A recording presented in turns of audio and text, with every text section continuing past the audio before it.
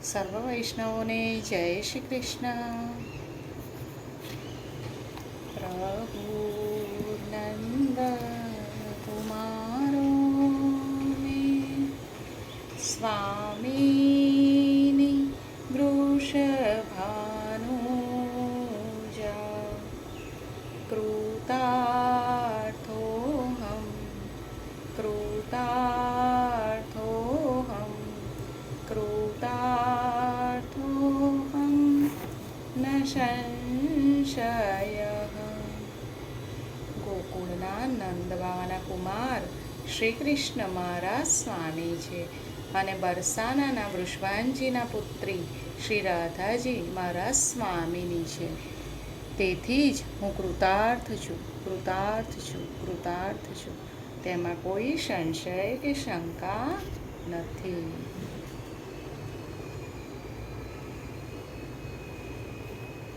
અગાઉ આપણે જોયું કે રાધાજી પૂછે છે કે પ્રભુ આપને શું થઈ રહ્યું છે?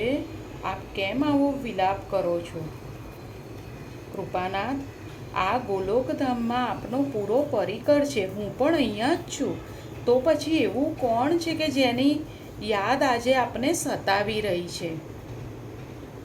પ્રભુ બહુ રડી રહ્યા હતા એટલે રાધાજી પૂછી રહ્યા છે. પ્રભુ કહી રહ્યા છે, રાધે, શું બતાવું? કેટલાક જીવ એવા છે કે જે મારા રાસલીલાના જીવો છે, પરંતુ કોઈને કોઈ અપરાધવશ ભૂતલ ઉપર ગયા છે. એમની આજે મને ખૂબ યાદ આવી રહી છે. પ્રભુએ શું કીધું કે કેટલાક જીવ એવા છે કે જે મારા રાસલીલાના જીવો છે, પરંતુ કોઈને કોઈ અપરાધવશ ભૂતલ ઉપર ગયા છે. એમની આજે મને ખૂબ યાદ આવી રહી છે. રાધાજીએ આંખો બંધ કરી લીલામાંથી જે જીવો ભૂતલ ઉપર ગયા હતા તેમના દર્શન કર્યા. જોયું તો જેમને પ્રભુ યાદ કરીને રડી રહ્યા હતા એ જીવો ભૂતલ ઉપર જઈને પ્રભુને ભૂલી ગયા છે. રાધાજીએ શું જોયું કે પ્રભુ જેમને યાદ કરીને રડી રહ્યા હતા એ જીવો ભૂતલ ઉપર જઈને પ્રભુને ભૂલી ગયા છે. પ્રભુથી બિછડેલા એ જીવોને પ્રભુ નથી ભૂલ્યા, પણ એ જીવો પ્રભુને યાદ નથી કરતા, પણ પ્રભુ એમને યાદ કરે છે કે આ મારો જીવ છે. રાધાજી વિચારે છે કે એ જીવો તો પ્રભુને ભૂલીને સંસારમાં મન લગાવીને બેઠા છે. એમની પાસે પ્રભુને માટે સમય પણ નથી. જ્યારે પ્રભુ આ વાત જાણશે ત્યારે તેમને કેવું લાગશે? જે જીવો માટે પ્રભુ તડપી રહ્યા છે એ લીલાથી અલગ થયેલા જીવોને પ્રભુ પોતાના ગોપીજનોને મળે છે એ સુખ આપવા તત્પર છે. પ્રભુ જે જીવો માટે તડપી રહ્યા છે અને પ્રભુ જેને પોતાના ગોપીજનોને જે સુખ આપે છે તેવું સુખ આપવા માટે તત્પર છે. જ્યારે એ જીવોના જીવનમાં તો હવે પ્રભુને માટે કોઈ જગ્યા જ નથી રહી. આ વાત પ્રભુ જાણશે તો તેમને કેવી પીડા થશે? રાધાજી કહે છે, પ્રભુ આપ ખોટું ન લગાડતા, પણ એ જીવો તો આપને ભૂલી ગયા છે. એમણે પોતાનું મન સંસારમાં લગાવી દીધું છે. એ નથી આપને યાદ કરતા કે નથી આપની પાસે ફરી આવવા ઈચ્છતા. આપની આંખમાં જેને માટે અશ્રુ આવ્યા છે એ જીવો પાસે તો આપને યાદ કરવાનો કે આપનું નામ લેવાનો પણ સમય નથી. પ્રભુ કહે છે, ગમે તેવો હોય તો પણ મારો જીવ છે. પ્રભુએ શું કીધું? ગમે તેવો હોય તો પણ એ મારો જીવ છે. એ ભલે ભૂલ્યો છે, પણ એને માટે હું શું કરું એ મને બતાવો. જ્યાં સુધી તેને પોતાના સ્વરૂપનું જ્ઞાન નહીં થાય ત્યાં સુધી મારા સ્વરૂપનું પણ જ્ઞાન નહીં થાય. જો હું એને મારા સ્વરૂપનું જ્ઞાન કરાવવા ઈચ્છું તો મારા સ્વરૂપનું વર્ણન મારા સિવાય કોઈ કરી શકે નહીં. એ માટે મારે સ્વયં ભૂમિપા અવતરિત થવું પડશે. પરંતુ એક પ્રશ્ન છે, હું સ્વયં ભૂતલ ઉપર જાઉં તો હું પોતે તો મારા સ્વરૂપના મહાત્મ્યને વર્ણવી ના શકું. પ્રભુએ શું કીધું? અગર હું ભૂતલ ઉપર સ્વયં જાઉં તો હું મારા પોતાના સ્વરૂપને તો હું પોતે વર્ણવી ના શકું. હે પ્રિયાજી, આપ મને જાણો છો, મને શું ગમે છે, મને શું નથી ગમતું. શું પ્રિય છે, શું પ્રિય નથી, શામાં મારું સુખ છે ને શામાં નથી.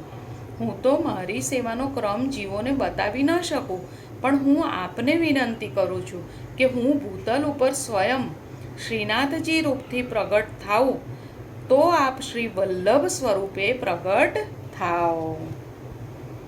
પ્રભુએ શું કીધું કે હું મારા મહાત્મયને વર્ણવી ના શકું, તો હું શ્રીનાથજી રૂપે ભૂતલ ઉપર પ્રગટ થાઉં. તો સ્વામિનીજીને શું કીધું કે આપ શ્રી વલ્લભ સ્વરૂપે પ્રગટ થાઓ, આચાર્ય સ્વરૂપે પ્રગટ થાઓ, ગુરુ સ્વરૂપે પ્રગટ થઈને આપ જ જીવોને મારી ઓળખાણ કરાવો, મારાથી દૂર થયેલા જીવોને મારો પરિચય કરાવી એમને મારું સુખ, મારો આનંદ શેમાં છે તે જણાવો. ગુરુ રૂપથી ભૂતલ ઉપર પધારીને આપ એ જીવોને મારી સાથે જોડી દો, મારાથી બિછડેલા જીવોને મારી સન્મુખ કરો. મારા સુખનો વિચાર આપના સિવાય કોણ કરી શકે? અને શ્રી ઠાકોરજી શ્રીનાથજીના રૂપમાં પ્રગટ્યા, અને શ્રી ઠાકોરજી શ્રીનાથજીના રૂપમાં પ્રગટ્યા, અને શ્રી સ્વામિનીજી શ્રી વલ્લભના રૂપમાં ભૂતલ ઉપર પ્રગટ્યા. એટલે શ્રી વલ્લભ કોણ છે? શ્રી સ્વામિનીજી સ્વરૂપ છે. ફરી જોઈએ. અને શ્રી ઠાકોરજી શ્રીનાથજીના રૂપમાં પ્રગટ્યા, અને શ્રી ઠાકોરજી શ્રીનાથજીના રૂપમાં પ્રગટ્યા, અને શ્રી સ્વામિનીજી શ્રી વલ્લભના રૂપમાં ભૂતલ ઉપર પ્રગટ્યા. વલ્લભે જ શ્રીનાથજીનું પ્રાગટ્ય ગિરિરાજમાંથી કરાવ્યું. વલ્લભે એટલે સ્વામિનીજીએ, વલ્લભે જ શ્રીનાથજીનું પ્રાગટ્ય શ્રી ગિરિરાજમાંથી કરાવ્યું અને શ્રીનાથજીની સેવાનો પ્રકાર બતાવ્યો. લીલામાંથી બિછડેલા જીવોને બ્રહ્મ સંબંધ કરાવીને શ્રી ઠાકોરજીના ચરણોમાં સોંપ્યા. આમ શ્રી વલ્લભનું સ્વરૂપ શ્રી સ્વામિનીજીનું જ છે. શ્રી મહાપ્રભુજીનું પ્રાગટ્ય ક્યાં થયું? ચંપારણ્યમાં. ચંપારણ્ય એટલે શું? ચંપાનું વન. શ્રી મહાપ્રભુજી તુલસીના વનમાં ન પ્રગટ્યા, બીજા કોઈ વનમાં ન પ્રગટ્યા, અને પ્રાગટ્ય લીધું તો ક્યાં લીધું? ચંપારણ્યમાં. લક્ષ્મણ ભટ્ટજી કાશીમાં બિરાજી રહ્યા હતા, તો ત્યાંથી આવતા રસ્તામાં ચંપારણ્યમાં ઇલ્લમ્માગારુને પ્રસવ થયો અને ત્યાં પ્રાગટ્ય થયું. કારણ ચંપાના પુષ્પમાં એક વિશેષતા છે. ચંપાના પુષ્પમાં એટલે ચંપાના ફૂલમાં શું વિશેષતા છે? ચંપા તુજ મેં તીન ગુણ, રૂપ રંગ રૂવાસ, એક અવગુણ સો તુજ મેં ભ્રમર નાવે પાસ. ફરી જોઈએ. ચંપામાં શું વિશેષતા છે?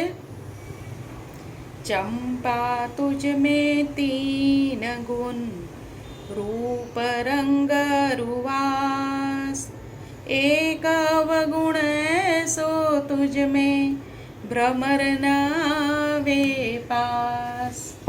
ચંપાના પુષ્પમાં 3 ગુણ છે. સુંદર રૂપ છે. કયા 3 ગુણ છે? સુંદર રૂપ છે, રંગ છે, સુંદર સુગંધ પણ છે. પરંતુ પુષ્પની પૂર્ણતા ત્યારે જ થાય જ્યારે તેના ઉપર ભ્રમર મંડરાવે. ચંપાના પુષ્પમાં 3 ગુણ છે, રૂપ, રંગ અને સુગંધ. પણ પુષ્પની પૂર્ણતા ક્યારે થાય? જ્યારે એના ઉપર ભ્રમર આવે. કોઈ વાટિકામાં જઈને એના માળીને પૂછો કે આ વાટિકામાં સૌથી સુંદર પુષ્પ કયું છે, તો એ કહેશે કે જે પુષ્પ ઉપર સૌથી વધારે ભ્રમર ઉડતા હોય તે સૌથી સુંદર પુષ્પ. પરંતુ આ ચંપાના પુષ્પમાં સુગંધ, રૂપ, રંગ બધું હોવા છતાં રસનો લોભી ભ્રમર તેની પાસે જતો નથી. કેમ? જે ભ્રમર દરેક પુષ્પ પાસે જાય છે એ ચંપાના પુષ્પ પાસે કેમ નથી જતો? તો હવે એનો જવાબ સાંભળો.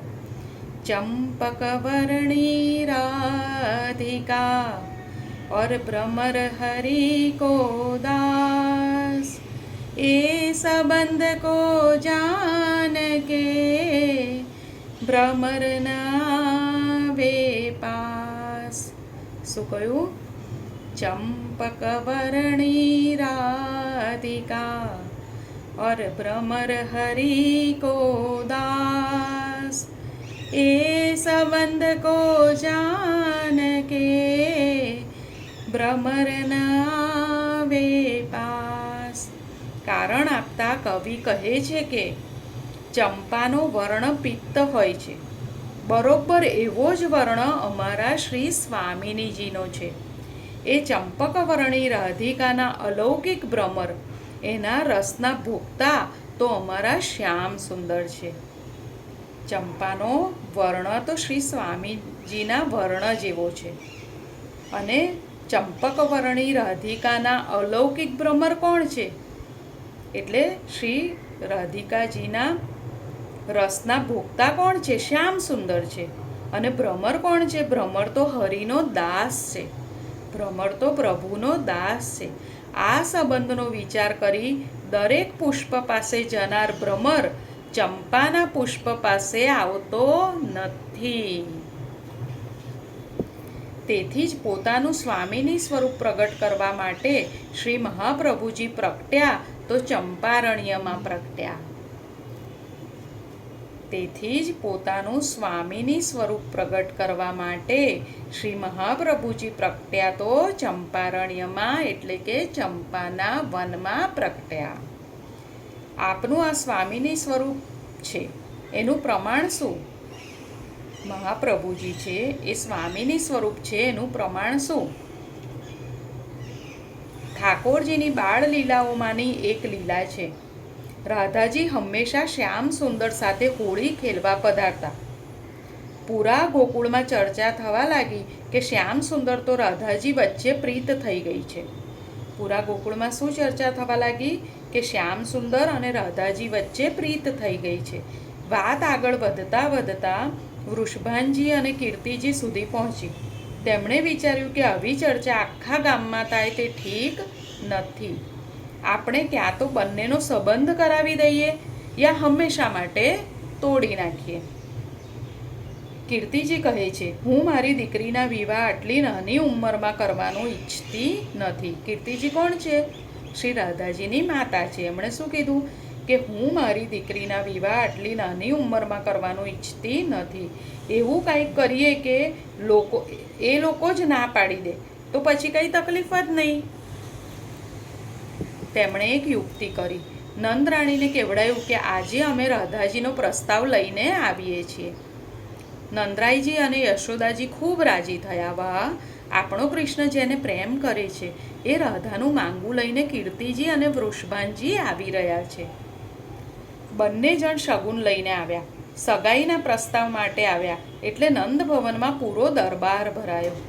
શ્યામ સુંદર પણ બિરાજ્યા છે. સુંદર ગજમોતીની માળા શગુનના સ્વરૂપમાં વૃષભાનજીએ શ્યામ સુંદરને પહેરાવી દીધી. કયા મોતીની? ગજમોતીની માળા. સુંદર ગજમોતીની માળા શગુનના સ્વરૂપમાં વૃષભાનજીએ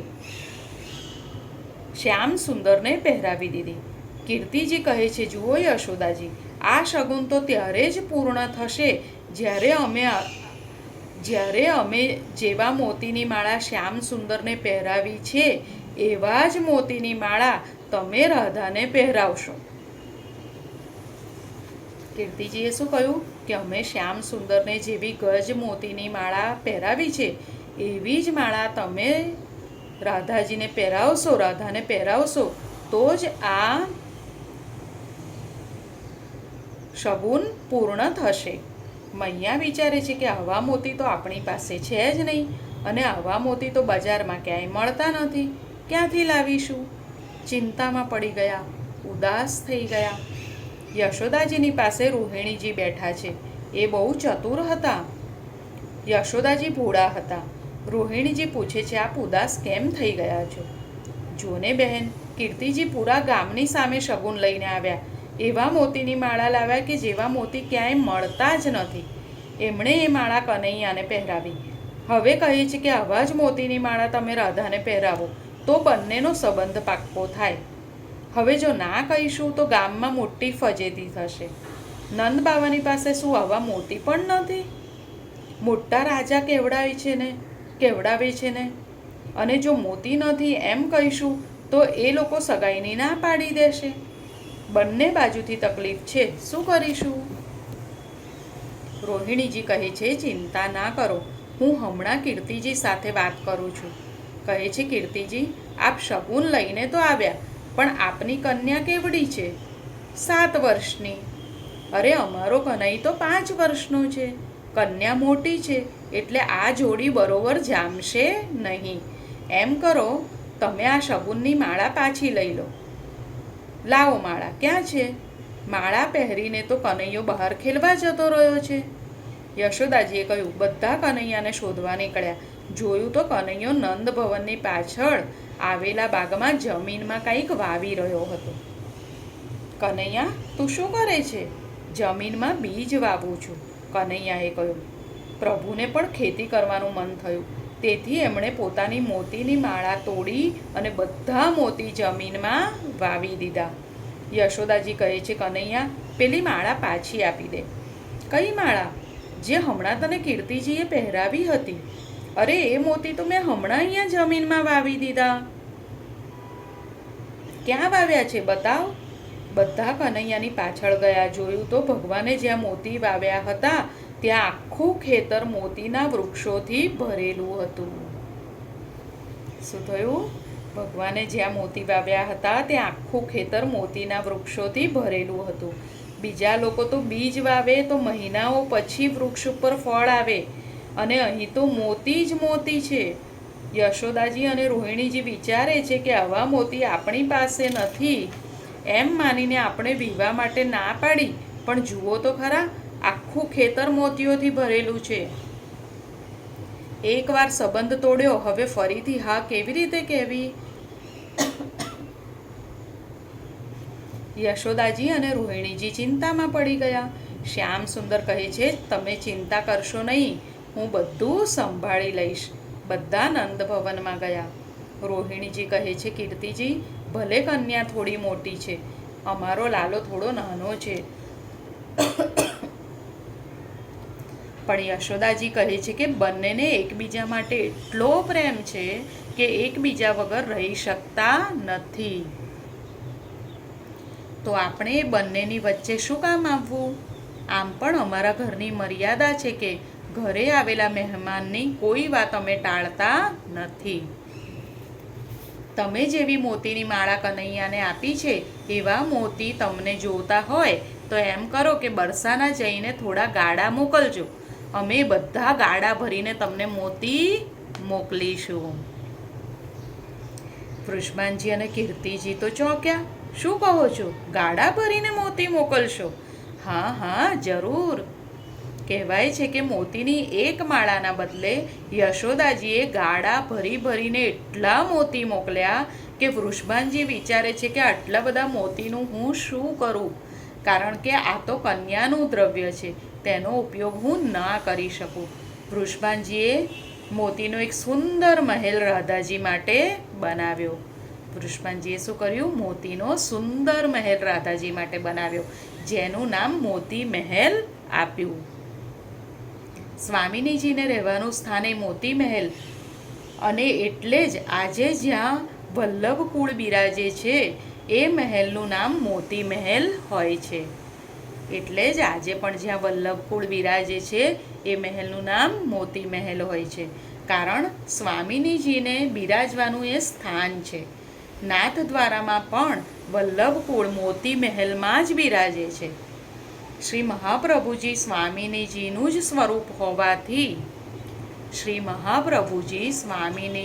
સ્વરૂપ હોવાથી વલ્લભ કુળને બિરાજવાનું સ્થાન એ મોતી મહેલ છે. પુષ્ટિ માર્ગમાં શ્રી રાધાજીના અલૌકિક સ્વરૂપને આપણે કેવી રીતે જાણીએ છીએ તે જોઈએ. પુષ્ટિ માર્ગમાં શ્રી રાધાજીના અલૌકિક સ્વરૂપને આપણે કેવી રીતે જાણીએ છીએ તે હવે જોઈએ. જીવનું બ્રહ્મ સંબંધ થાય છે એ કેવી રીતે થાય છે? આપણે જાણીએ છીએ કે જ્યારે શ્રી યમુનાજી કૃપા કરે ત્યારે જીવનું બ્રહ્મ સંબંધ થાય છે. શ્રી યમુનાજી આપણી વાત શ્રી ઠાકોરજી સુધી પહોંચાડે છે.